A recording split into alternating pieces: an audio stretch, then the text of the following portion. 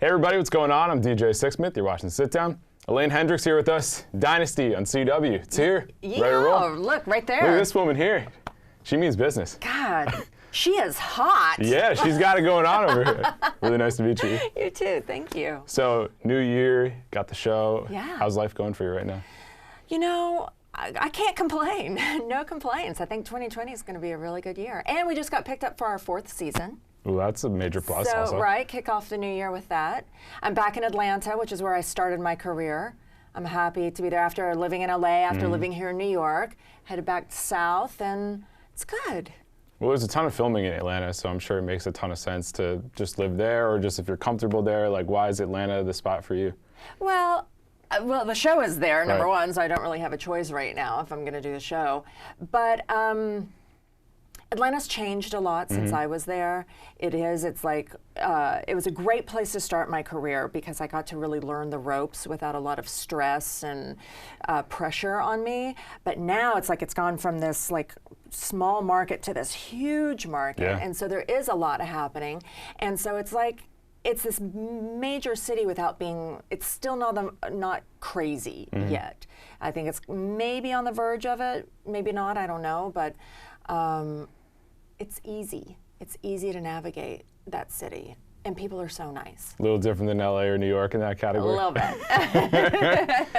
So when you think about when you were starting your career, like just take me back to that point, like who were you at that point? What was life looking like? And what are some of the differences in you as an actor now? Oh my God, besides everything, I mean, we're talking lifetimes ago. No, obviously a lot's Yeah, but because I went to high school there. Right. So I went to high school. In fact, the high school that I went to doesn't even exist Really? anymore. Yeah, Wow. they merged it with, well, so wait, going back, the high school that I went to was a performing arts school. Okay. And the man who started it, Billy Dinsmore, modeled it after the Fame School here Right. in New York. So we were considered the sister school to the New York, major performing arts school here. And so we were literally like Fame, we're like singing, dancing through the halls, always putting on shows. It was like the best environment for me. And at that time I was a dancer. And so my teacher and mentor had trained with Alvin Ailey. So that was how we were trained in classic modern and ethnic and jazz and contemporary jazz. And that's when I really learned like, oh, I'd been acting and performing my whole life, but this could actually be a career. There's actually like a professional element to it, because growing up in Morristown, Tennessee, which is where I was from, like I didn't believe that people lived inside televisions like that. I didn't believe that, but it never dawned on me that it was a real job and a real thing that I could ever do on any type of real, like for a living level, until I moved to Atlanta. And then I won a model search, and then I started studying at the Alliance Theater, which is this prestigious regional house down there. And then everything just changed and opened up. And then from there I went to Los Angeles, and pretty quickly things happened for me. And I think that was because I had this dance background. I think it was also, I had a lot of naivete, and that like, I didn't, you want me to test for this new show? And now I'm the lead on this new Fox show, which was my first like big moment opposite Andy Dick and Don Adams and Barbara Feldon in a remake of Get Smart. And so it was like, so things just opened up and happened pretty quickly, because I was ready, and it's almost I didn't know any better. Right, you were just flying by the seat of your pants at that point. Exactly, yeah. So how old were you at that point that you were just thrown into it? That was all, so from high school, and then this was like, the remake of Get Smart was in 1994, we filmed it, and then came out in 95. Okay. Yeah, and then it was Romy and Michelle's high school reunion, right. And then Superstar, and then The Parent Trap, and then a show I was on a couple of years on CBS, Joan of Arcadia. Yeah, that's a wild time for you. There's a lot going on. Yeah, and then on and on and on, and then I've also been a part, like, when I look back, it's like I've been a part of some major iconic Hollywood franchises, from Get Smart to Inspector Gadget to the Munsters, and now Dynasty, Parent Trap. I've been a part of the Disney family. I've gotten around, DJ. You've done a little bit of everything. I've done it all. But I think that's cool, because some people just do one type of show, one certain role. Like, you've kind of dabbled a little bit of everything. So what are some things you look for when you're going on a movie or a show or a specific part? Well, it always, I like to say I have done everything short of porn so far. So I have done major motion pictures, and now, you know, when I first started, the internet wasn't like, it wasn't, I think it was maybe around, but it wasn't available. It wasn't it is now, and not at all. So I've now done like major motion pictures and everything, even down to, or not down to, because now it's like such a huge thing, but web series, you know, but when they were first starting, it was like, oh, hey, I got a camera and let's just shoot this. And we're going to put this on the internet. Yeah, exactly. Now it's not like it was Netflix, Disney Plus, all that stuff. Right. So, you know, so I've done it all. And so to me, it always boils down to, do I think the material is fun and has potential? Because no matter how good something is on paper, no matter how good the team is, anything can happen from page to final edit. Anything can happen that can tip it towards being great or tip it towards missing the mark. And so, you know, I just look for, do I think it's good? Do I think we have a chance at making something good and fun? And then do I connect with the character, and do I think I can do the character justice? And then from there, it's like I show up, do the best I can, and the rest is out of my hands. Well, I feel like Dynasty kind of checks a few of those boxes for you. For sure. So what's it been like building this whole thing out? And why do you think people are just so obsessed with the rich and famous lifestyle and just like how money passes hands and all that sort of stuff? Well, I mean, I think that people are obsessed with Dynasty like I was, the original. You know, I'm an OG Dynasty girl. Right, so when this came up, you were like, yeah, let's roll. I mean, Alexis Carrington, yes, please let me add that to my roster of, you know, of iconic things I've gotten to do, because she's, to me, just the ultimate.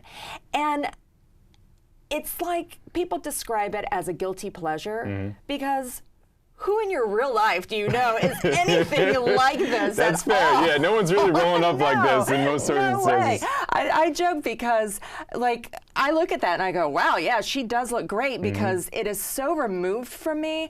And they shop at real stores to get this. Really? Oh, yeah, for sure. This is all, I think this was Gucci. But yet I'm like, because I just stand there and I'm like, well, I can't zip myself up and I can't bend over to get my shoes on and my hat. And so I'm just this living Barbie doll while they sit there and dress me. And I'm like, who dresses like this in real life? Because you can't. But clearly they're selling the clothes out there. People do. So they do. But then, so then let's say you get in the dress. Sure. But then, are you marrying your daughter's ex-fiance? Yeah, now it's starting to get awkward. Yeah, right? So, and okay, maybe it does, but it's like, it's just so over the top. But just in this like delicious, fun way. So you can't resist. No, you want more. Yeah, absolutely. Yeah. So what are the toughest challenges of playing somebody like this? Because this person may not really exist in some way, shape, or form, but there are little pieces of that person out there. So what are some of the things you focus on? Yeah, so the things I focus on, there's two things that I really focus on for Alexis, and that's her love for her children. Like, they come in her own warped way, even though it doesn't always look like it. She's always trying to do what's best for them. Right. And like sometimes she's like, okay, so if I've got to get here, well, the way I need to do that is around here, and then it looks really bad. But like, she really does have an end goal in mind. And with that also, she's a survivor. So if it takes her here, but then she's got to go over here, she's going to hit that mark no matter what, no matter how. So those are the things that I focus on. If people haven't checked this out, and like you said, it's like a guilty pleasure in that sense, what are some things to really bite into once they do get going with it? Oh, I just say grab the popcorn, sit back, and go along for the ride. Yeah, because when I go, so Liz Gillies, who plays Fallon, plays my daughter. She and I got to do, we were on Sex and Drugs and Rock and Roll together with Dennis Leary. She played my surrogate daughter on this show. Oh, wow, okay. Yeah, on that show, sorry. And then on this show, she's now my actual daughter. And we just, and now I've totally forgot where I was going with that. What did you just ask me? Well, I was just saying the big things that people are going to check out when they do watch the show. So there's obviously these family relationships going on. Family dynamics, and so we just have a lot of fun. We just really have a lot of fun, and it's like, Yeah, just sit back, grab the popcorn, sit back, and go along for the ride. I like it. Yeah. So you mentioned the 90s when you're But I had a point. There was somewhere I was going, it's going to come back. It's going to come back. It's going to come back to me, and then you'll hit us at the end. And I do know, the right? It'll be up. that shoot all the way around, and we'll get there. So when you were starting to build things out in the 90s, when did you sense that things were slowly starting to increase? Like, how are things kind of changing for you career-wise at that point? Like, leading up to the Parent Trap, like, people know you from that, but, like, how are things starting to build out right before then? Well, you know,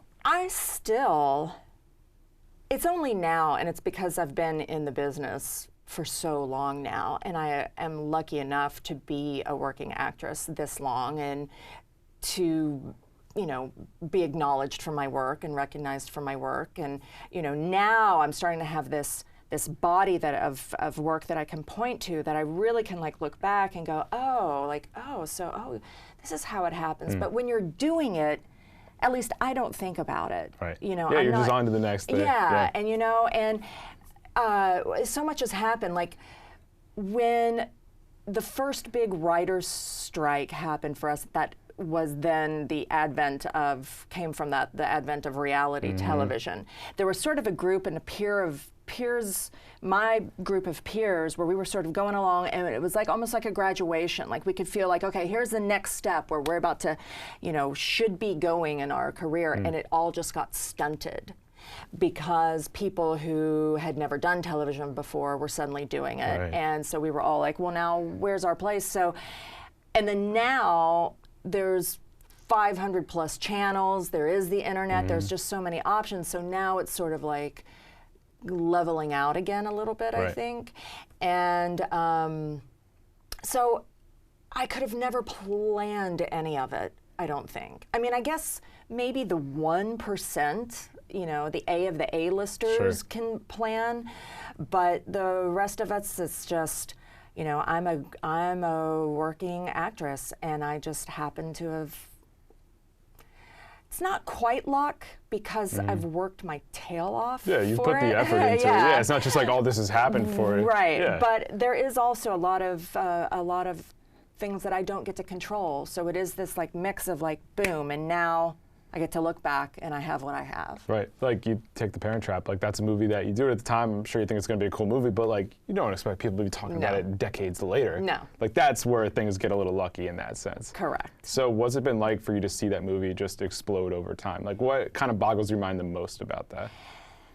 How much love people have for Meredith Blake now. You know, it's like, kind of like a flip there in terms of the way you look at her. Yeah, like, I don't mind, like, being the villain, clearly, yeah, you know, like, bring it, yeah, for sure. But now it's like, oh no, girl, we love you, we stan, you know, it's this whole thing, and I'm like, oh, okay, right on. So it's this, you know, a couple of years ago when we did the 20th anniversary of it, there was this whole thing on social media of justice for Meredith, and I'm like, it's about time, right? On, yes, it's about time. Because at that point, like, it was a universally hated character, and that gives you all the credit because you pulled that off. But like, there weren't a lot of stands at that point for Meredith. Like, people were saying, like, nah, she shouldn't really be in the picture. So Oh yeah, they were ready to boot me. And I remember one time in real life, I was at a bookstore, and this little girl, this very young girl, I'm guessing like maybe 6, and she came up, and probably her parents coaxed her a little to come up and ask me, are you Meredith Blake? But then when I said yes, she went,